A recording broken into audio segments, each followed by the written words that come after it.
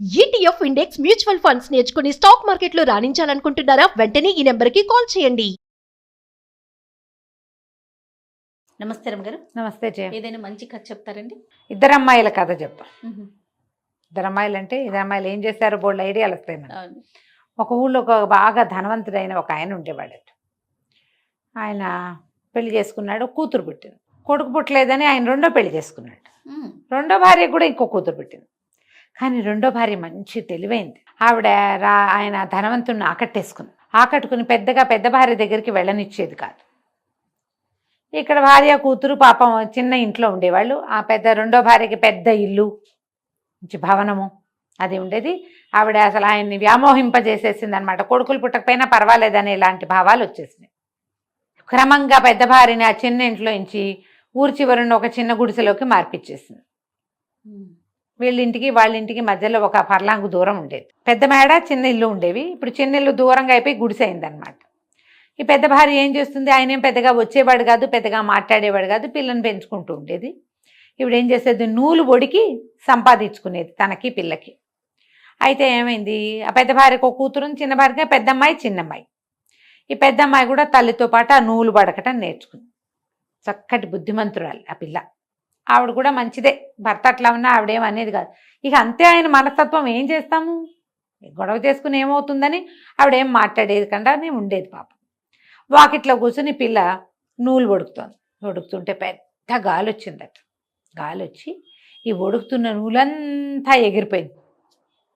పిల్ల అయ్యో అని పరిగెత్తింది ఆ ఎగిరిపోతున్న దాన్ని పట్టుకోవటానికి. పలవలా ఏడ్చేస్తోంది, కళ్ళలోంచి నీళ్ళు గారిపోతుంది. మా అమ్మ వస్తే నేనేం చెప్తాను, ఇంట్లో చీకట్లో కనపట్లేదని బయట కూర్చుంటే గాలి వచ్చి కొట్టేసింది, అయ్యో గాలి దేవుడా ఎంత పని చేసావు అని ఏడుస్తూ కళ్ళలోంచి నీళ్ళు ఇట్లా కారుతుంటే ఆ గాలికి ఆ కళ్ళ నీళ్ళు కూడా ఇలా వెళ్తున్నాయి. అయితే ఆ వెనకాల నుంచి వస్తున్న గాలి దేవుడు అన్నాడు, ఏం పర్వాలేదులే, పోయిన నీ ఏడవకు, పద నాతో రా, నీవు నూలు నీకు ఇప్పిస్తాను అని చెప్పాడు. పిల్ల గాలితో పాటే అలా ముందుకెళ్ళింది. వెళ్ళేసరికల్లా ఏమైంది, అక్కడ ఒక ఆవు కనపడింది. ఆవంది, అమ్మాయి ఎక్కడికి వెళ్తున్నావమ్మా అని అడిగింది. గాలిదేవుడు నా నూలు ఇప్పిస్తానన్నాడు, నేను వెళ్తున్నాను. ఆవంది, కొట్టమంతా మురిగ్గా ఉంది, కూర్చోలేకపోతున్నాను, నుంచోలేకపోతున్నానమ్మా, కొంచెం ఇదంతా శుభ్రంగా తుడిచిపెట్టవా. సరేనని పిల్ల ఏం చేసింది, అక్కడ ఇక్కడ కనపడిన కొబ్బరి పుల్లలన్నీ సరిగ్గా చేసి చీపు గట్టిగా కట్టి చక్కగా అదంతా శుభ్రంగా తుడిచింది. ఆ పక్కన ఏదో బాగుంటే నీళ్ళు చేది అదంతా కడిగింది. 4 బొక్కెన్లు నీళ్లు తోడి ఆవును కూడా శుభ్రంగా కడిగింది. అంతా పేడగా అలా పిచ్చి పిచ్చిగా ఉన్న ఆవు తెల్లగా మెరుస్తుంది. అక్కడి నుంచి ఆవుకు దండం పెట్టింది. ఆవు వెనక భాగానికి దండం పెడతారు కదా.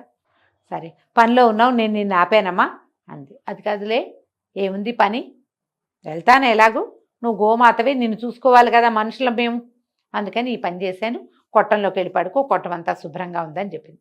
ఆవు లోపలికి వెళ్ళిపోయింది. ఈ అమ్మాయి మళ్ళీ నడవటం మొదలుపెట్టింది. గాలి ఆ పక్కకి వీస్తుంది, ఏ పక్కకి వెళ్తే ఆ పక్కకి రమ్మన్నాడు.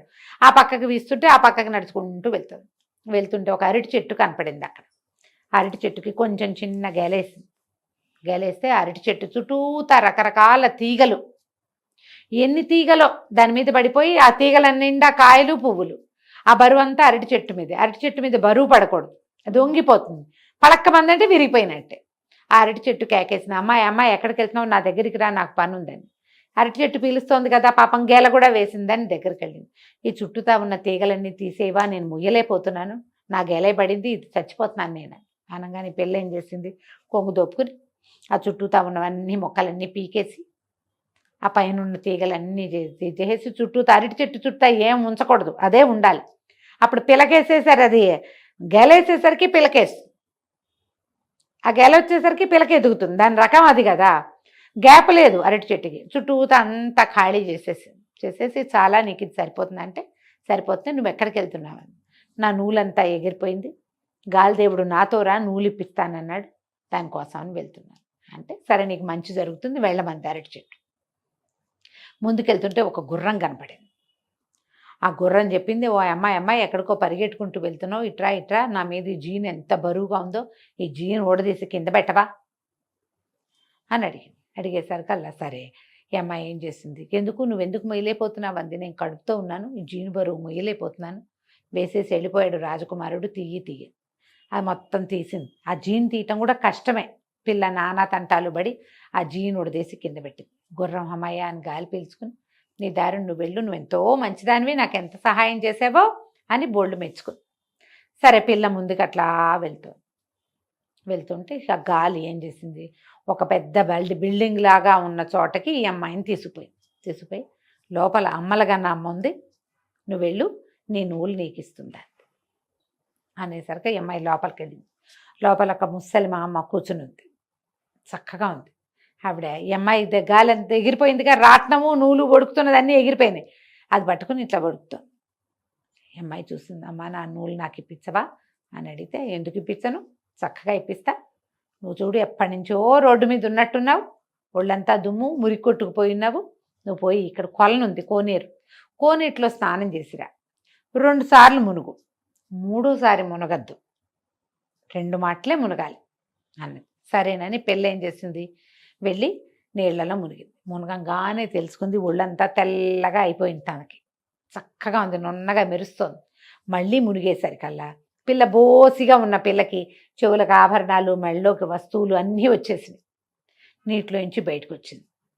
అక్కడ ఏవో బట్టలు పెట్టున్నాయి, కట్టుకుంది. వచ్చి ముసలమ్మ దగ్గరకు వచ్చింది. మళ్ళీ అమ్మ నా నూలు ఇప్పించవా, ఎందుకు ఇప్పించాను, ఇప్పిస్తాను, ఎన్నాళ్ళైందో నువ్వు సరిగ్గా తిని, పక్కనే భోజనశాల ఉంది, వెళ్ళి శుభ్రంగా భోజనం చేసిరా అనేసరికి పిల్ల అక్కడికి వెళ్ళింది. ఆ హాల్లో బోళ్ళని పప్పులు, కూరలు, పులుసులు అన్నీ పెట్టున్నాయి. అన్నం ఉంది, పేటేసుకుని కంచం పెట్టుకుని అన్నం తిన్నది. అన్నీ తిన్నాక మళ్ళీ వచ్చి, అమ్మ నువ్వు ఎన్నో ఇచ్చావు నాకు, ఈ ఆభరణాలన్నీ వచ్చాయి, నీళ్ళలో మునిగేసరికి శుభ్రంగా తిన్నాను, పాపం మా అమ్మకి ఏమీ లేదు అంటే ఇవి నవ్వింది. ఏం పర్వాలా, మీ అమ్మ కూడా అన్నీ ఉన్నాయి, నువ్వు ఇక్కడ నీళ్ళలో మునిగేసరికి అక్కడ మీ అమ్మకి కావాల్సినవన్నీ వచ్చాయిలే, మీ అమ్మ కూడా అన్నం తిన్నది, ఏం పర్వాలేదు, ఇంకొకటి ఇస్తాను, అది పట్టుకుని వెళ్ళు, అక్కడ చూడు ఎన్నో బుట్టలు ఉన్నాయి చూడండి, అక్కడంతా ఇంత అంత అంత అంత పెద్ద పెద్ద బుట్టలు బోల్డ్ ఉన్నాయి, ఆ బుట్టల నుంచి ఒక బుట్ట తీసుకెళ్ళు, నీకు కావాల్సిందే అని. ఈ పిల్ల అనుకుంది, ఇన్ని రకాలు ఇస్తే మళ్ళీ బుట్టలు దేటా తీసుకెళ్తాం, సరేలే అని అన్నిట్లో చిన్న బుట్ట ఒకటి తీసుకుంది. బుట్ట పుచ్చుకుని, ఈ బుట్ట జాలమ్మ వెళ్ళిపోతానంటే ఆవిడ నవ్వింది. ఆ నూలంతా ఇట్లా చుట్టి ఉండ చేసి చేతిలో పెట్టింది. నూలు ఉండ తీసుకుని వెళ్ళిపోను అని. పిల్ల నడుచుకుంటూ వచ్చింది వెనక్కి. వచ్చేసరికి అలా గుర్రపిల్ల కనపడింది, గుర్రం కనపడింది, దానికి ఒక పిల్ల పుట్టింది. గుర్రం అంది, ఈ గుర్రపిల్లని తీసుకుపో, గుర్రం ఎక్కువ, నేను ఇంటికి తీసుకెళ్తుంది, దీన్ని నువ్వే ఉంచుకోవాలి. ఆ గుర్రాన్ని ఎక్కి వెళ్ళటం మొదలుపెట్టింది. అరటి చెట్టు కనపడింది, అది ఇంత పెద్ద గెలేసింది.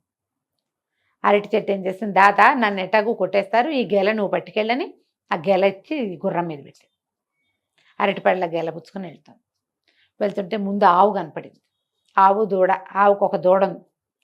ఆవు ఏం చేసింది, ఇట్రా అని ఆ ఘాట్లో చూడు ఇక్కడ సంచి ఉంది, ఆ సంచి తీసుకో అంది. ఆ సంచి నిండా బంగారు మొహరీలు ఉన్నాయి, ఈ సంచి పుచ్చుకెళ్ళు, ఒక్కడు కూడా ఇది శుభ్రం చేయాల, నువ్వే ఇది శుభ్రం చేసిన దానివి అని చెప్పి ఆ బంగారం ఉన్న మూట పిల్ల చేతిలో పెట్టి, ఆ పిల్ల ఆ గుర్రం మీద వేసుకుని ఆ గుర్రం ఎక్కి నిదానంగా ఇంటికి వెళ్తే తమ ఇంటి ప్లేస్లో పెద్ద ఇల్లు వాకిలి అన్నీ ఉన్నాయి.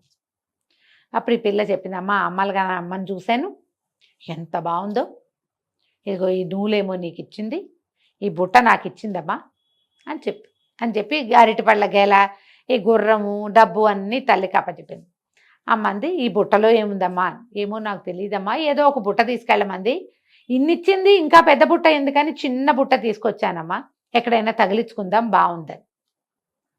అమ్మంది, అందులో ఏముందో చూద్దాం పట్టని ఆ బుట్ట తీశారు. ఆ బుట్ట ఎప్పుడైతే ఓపెన్ చేశారో అందులో నుంచి ఒక పెద్ద వెలుగులాగా బయటకు వచ్చి ఒక పొడుగాటి కుర్రాడు వచ్చాడు అక్కడికి. ఆ వెలుగు ఒక కుర్రాడుగా మారింది. ఆ అబ్బాయి ఏం చెప్పాడంటే, నేను ఈ దేశాలని రాజుగారి 2వ కొడుకుని, ఓహో, ఈ బుట్టలో ఉన్నాను నేను, నన్ను ఎవరు బయటికి తీస్తారో ఆ పిల్లని నేను పెళ్లి చేసుకోవాలని అమ్మలుగన్నయ్యమ్మ చెప్పింది నాకు అని చెప్పి ఈ పిల్లని నేను పెళ్లి చేసుకుంటానన్నాడు. వాళ్ళ అమ్మ ఆశ్చర్యపోయింది. ఓరిని భలే చక్కగా పిల్లకు పెళ్లి చేయాలన్నదే దిగులు, పెళ్లి కూడా కుదిరిపోయింది. చక్కగా అంగరంగ వైభవంగా పెళ్లి చేశారు. రాజుగారు 2వ కుమారుడు వీళ్ళ మేడలోనే ఉండిపోయాడు. చుట్టుపక్కల వాళ్ళందరూ ఓహో పిల్లకి ఎంత దశ పెట్టిందని చెప్పుకున్నారు. రాజుగారి ధనవంతుడి చిన్న భార్య కూతురికి కూడా పిలిపెళ్ళింది, చిన్నమ్మాయికి కూడా. కానీ వాళ్ళు రాళ్ళ పెళ్ళికి. ఇంత చక్కటి పెళ్లి కొడుకు వచ్చాడు, ఏమిటో ఇవి అవి కలిసి వచ్చినాయి, గుర్రం వచ్చింది, వాళ్ళ ఇంటికి అవి వచ్చినాయి ఇవి వచ్చినాయి అని చెప్పుకున్నారు. సరే 2వ భార్య అంది, వసే అవన్నీ మనకి వస్తాయే, నువ్వు ఎల్లు. నువ్వు కూడా వెళ్ళు, ఆ అమ్మలుగా నమ్మ ఏమిటో చూసిరా ఇట్టాట. నేను వెళ్ళి కనుక్కున్నాను అన్నీను, ఏమీ లేదు. వాకిట్లో నూలు వడుకుతూ కూర్చో, గాలి వస్తే గాలితో పాటు పో, అమ్మలుగా నమ్మని చూసిరా. నీకు కావాల్సింది అడిగి తెచ్చుకోవచ్చు, పెద్దది అట్టాగే తెచ్చుకుంది, నువ్వు కూడా అటాగే తెచ్చుకోవచ్చు. చిన్నది మహా పొగరబోతు, సాగుబడి, దాని ఇష్టం. వాళ్ళమ్మ ఇప్పుడు వాళ్ళ దగ్గర చాలానే ఉన్నాయి, ఉంచుకోవచ్చు కదా. ఈ వీళ్ళ దగ్గర ఉన్నవి కూడా మనకే కావాలని ఎందుకు అనుకోవాలి ఎవరైనా?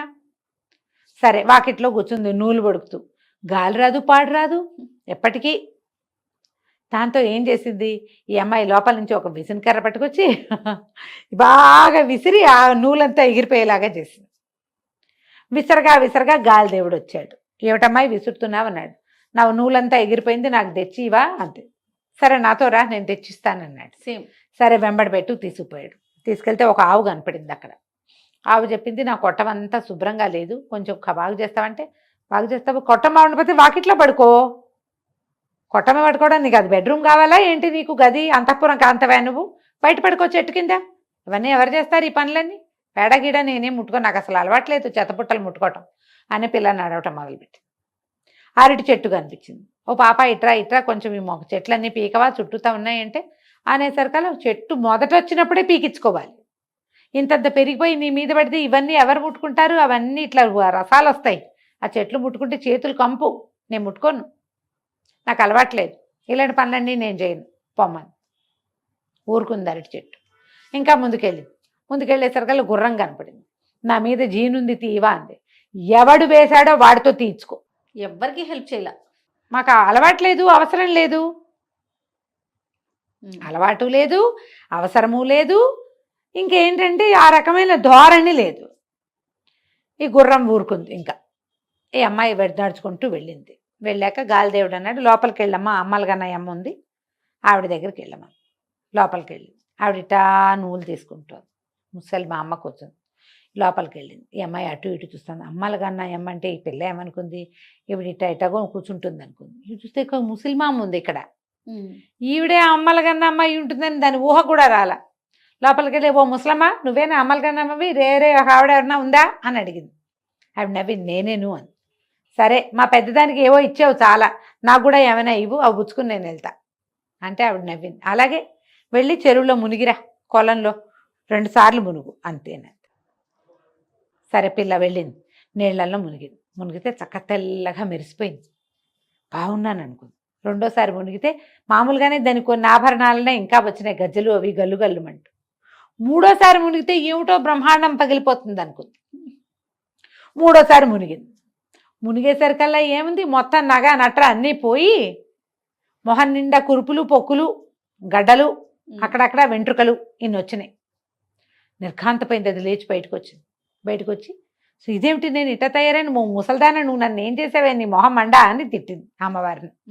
అమ్మలుగానమ్మని తిట్టేసరికల్లా ఆవిడంది, నేను చేసేదేముంది, నీకు నువ్వే చేసుకున్నావు, పో ఇక్కడి నుంచి బయటికి అని చెప్పి ఆ చేతిలో ఉన్న నూలుని ఇట్లా విసిరేసరికల్లా ఆ నూలు ఈ పిల్లని తరివేసింది, బయటికి వచ్చేసింది. ఆ బిల్డింగ్లో నుంచి బయటకు వచ్చేసింది. నూలే తోసేసింది అమ్మాయిని బయటికి. ఆ తోసుకుంటూ తీసుకొచ్చేసింది నూలు, ఇంకక్కడ నిలవనివ్వల.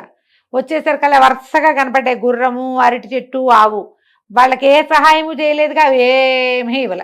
గాలితోటి నూలుతోటి తోయబడుతూ ఈ చిన్న అమ్మాయి ఇంట్లోకి చేరిపోయింది. వాకిట్లోకి వచ్చిన పిల్లని చూసి తల్లి గుర్తుపట్ల. అది మామూలుగా తెల్లగా అందంగానే ఉంటుంది, మరి నగా నట్ర పెట్టుకుని పిల్ల కళగా ఉంటుంది. కళ లేదు, కాంతి లేదు, మొహం నిండా గడ్డలు, మచ్చలు, మోచేతుల దగ్గర అక్కడ ఇంతంత పొడుగున వెంట్రుకలు. దీన్ని ఏం చేయాలో తెలియలా తల్లికి. ఏం చేస్తే ఇది క్యూర్ అవుతుంది?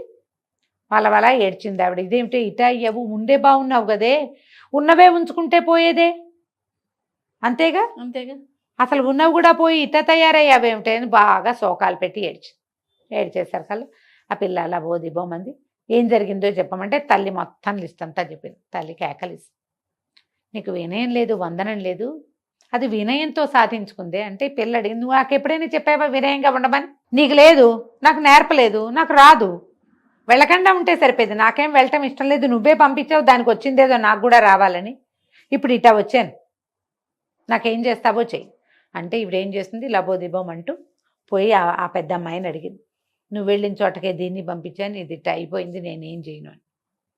ఆ పిల్ల ఏం చేసింది, సరే లేపింది చూద్దామని మళ్ళీ ఒకరోజు వాకిట్లో నూలు వడుకుతో కూర్చుని, దానికి అవసరం లేదు, గాలి వచ్చేసరికల్లా మా చెల్లిని మామూలుగా చేయమని అడిగి మళ్ళా వెళ్ళి చెల్లెల్ని వెంబడి పెట్టుకుని చెల్లెలతోటి ఆవుకి సేవ చేయించి, అరటి చెట్టుకి సేవ చేయించి, గుర్రానికి సేవ చేయించి వెంబడి పెట్టుకెళ్ళి 2 సార్లు మునిగించి దాన్ని మామూలు మనిషిని చేసి తీసుకొచ్చుకుంది. ఆ తర్వాత ఇంకెప్పుడు ధనవంతుడు తన పెద్ద భార్యను నిర్లక్ష్యం చేయలే. ఈ చిన్న భార్య కూతురు కూడా వీళ్ళతోటి చక్కగా ఉన్నారు. ఆ పిల్లకి మొగుడిని వాళ్ళే వెతుక్కున్నారు. అమ్మలుగా నా అమ్మ అయితే దానికి వరుణ్ ఇచ్చే ఉద్దేశం చేయలేదు. ఎందుకంటే ఇంతకు ముందు ఏం చేసింది ఆ పిల్ల, ఆవిడ ఏదైనా ఒక బుట్ట తీసుకెళ్ళమంటే పెద్ద బుట్ట తెచ్చుకుంది. ఆ పెద్ద బుట్టలోంచి ఒక తాచుపాము వచ్చింది. ఓహో. ఈసారి ఏమీ జరగలే అలాంటివి. ఇంటికి వచ్చాక తర్వాత అది మామూలుగా అయిపోయింది. ఇంకా ఈ పెద్ద అమ్మాయితోటి పంతం ఏమీ లేదు. జీవితం మాత్రం మెల్లిగా బాగుపడింది. అందుకని ఎప్పుడు కూడా ఎవరికైనా లభించిన దాన్ని చూసి మనకున్నది చాలదు, అలాంటిది కావాలనుకోకూడదు. వాళ్ళలాగా కాదు, మనలాంటి దారిలోనే మనం వెళ్ళాలి. మనం పిల్లలకి అది అర్థమయ్యేలాగా చెప్పాలి. వాళ్ళకుంది నాకు కావాలి అనకూడదు. వాళ్ళది వాళ్ళదే, మనదే మనదే. దానికోసం సరదాగా ఈ కథ చెప్పచ్చు. తప్పకుండా అండి. నమస్తే. నమస్తే.